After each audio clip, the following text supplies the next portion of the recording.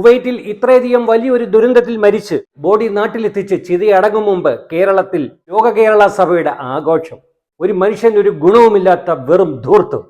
100 രാജ്യങ്ങളിലായി വ്യാപിച്ചു കിടക്കുന്ന വിദേശ മലയാളികളുടെ പ്രശ്ന പരിഹാരത്തിനായിട്ടുള്ള പ്ലാറ്റ്ഫോമാണെന്ന് വെപ്പ്. ഒരു മനുഷ്യനും ഒരു ഗുണവും ഉണ്ടായിട്ടില്ല. ഏതെങ്കിലും ഒരു മനുഷ്യന്റെ പ്രയോജനം കിട്ടിയിട്ടുണ്ടോ എന്ന് ചോദിച്ചാൽ ഇല്ല എന്ന.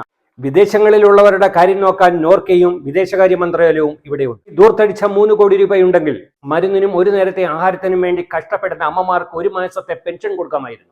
കുട്ടികൾക്ക് ഉച്ചക്കഞ്ഞി കൊടുക്കാത്ത, കർഷകരോട് കരുണ കാണിക്കാത്ത, അംഗപരിമിതരോട് കരുണയില്ലാത്ത, പ്രവാസിയോട് നീതി പുലർത്താത്ത, സർക്കാർ ജീവനക്കാരോട് കടം പറയുന്ന, കോടതിയുടെ കാല് പിടിച്ച് കടം വാങ്ങി ദൂർത്തടിക്കുന്ന ഒരു സർക്കാർ. ജനമനസ്സുകളിൽ നിങ്ങളുടെ സ്ഥാനം ചവറ്റുകുട്ടയിലാണ്.